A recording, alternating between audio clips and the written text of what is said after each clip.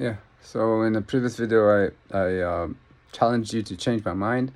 Uh, Before I like to refine this. Uh, I don't think you should go after the construction of the arguments that I made after, based on the axioms. I mean, I just did some legwork for you, but feel free to ignore it and build your own theory from axioms, and you get to equally outlandish theories if you just accept the axioms. You don't really need the construction to if you manage to prove the construction is broken, you still want the meat of the top of my argument would be the axioms. So yeah, so I don't see the point in trying to defend this construction. I just did it for you, uh, uh, to show you that there's a point, there's something interesting there. But if I made a mistake, that's fine. It can be corrected. The axioms are the main. So I wanted to, in this video, to explain how I got to this axiom. Specifically the axiom that explains this fundamental. There's also the rejection of solipsism, but rejection of solipsism is kind of a common axiom. So uh, so I haven't proven the axiom. I have an idea how to confirm it, and it's going to be difficult. But that's not. I never did that up until now. I realized that experience is fundamental from not by proof, but by seeing that everything led me to that conclusion, or that seemed like the more compelling case. So I had like an idea.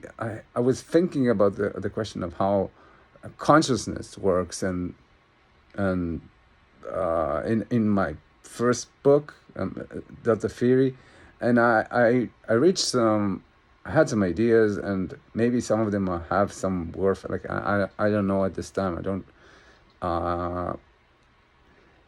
After realizing that this theory, how this theory shows that theory is made some mistakes based like the same mistake that everyone else makes these days with theories of consciousness.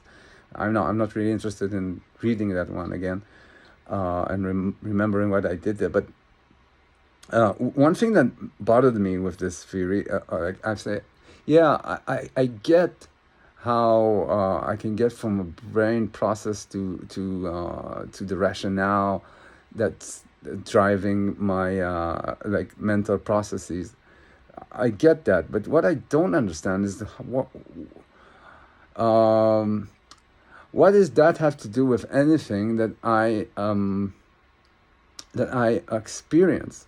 Like I get this from dreams, like when or when let's say when you're let's say if you're eating something that you really, really like, and you feel like the exhilaration of eating, like and everything just the entirety of the universe just disappears, and it's all about eating that thing, if you really, really love it. And that same would be for any kind of corporeal pleasure or whatever. And there's nothing in the explanation of how the processes work, like brain processes, to explain how this sensation of like the story that you go through when that happens. It feels like it felt to me like it's not the same. We're talking about two different things here. One is like how the brain works, and the other is this whole dynamics of experience. It felt to me like it's not the same thing.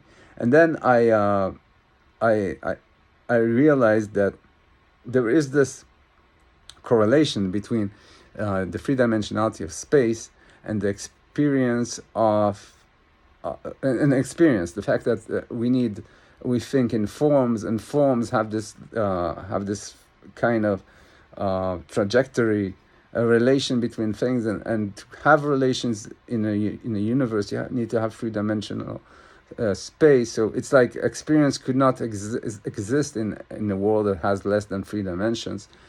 And but then experience has no role, and consciousness seems to have no role, because all the processes that produce thought are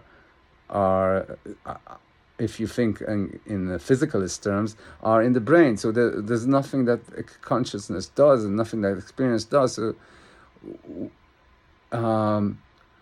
why is this correlation between the perception and three-dimensionality of space?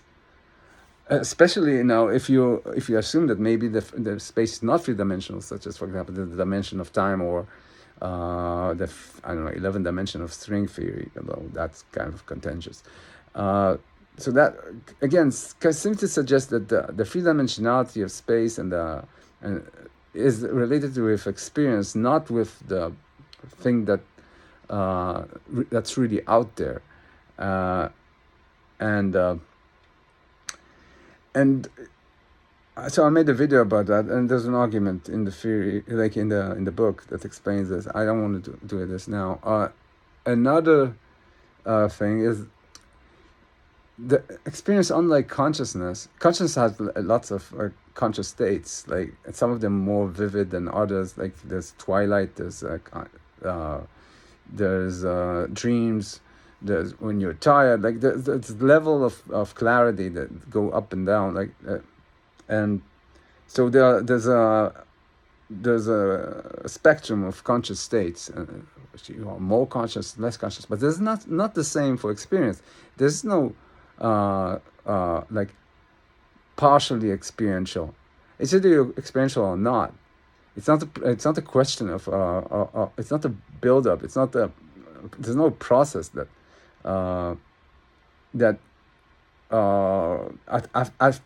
after that becomes clearer as you become more experiential, as some kind of a mental process happens.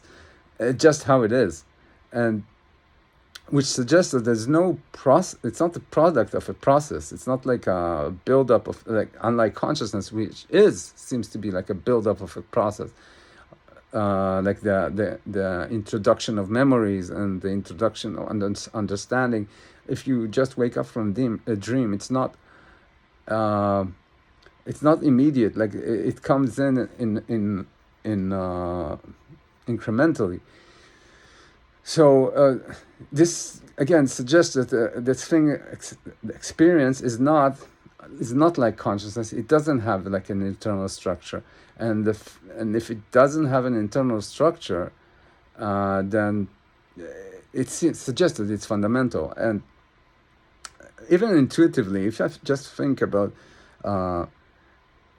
experience, the whole idea of something that has no experience producing experience seems to me like there's absolutely nothing in my intuition that suggested that that's even remotely sensible, like that it makes sense. If something can create experience, it has to be experiential by itself. So the idea that something is non-experiential creating experience feels wrong.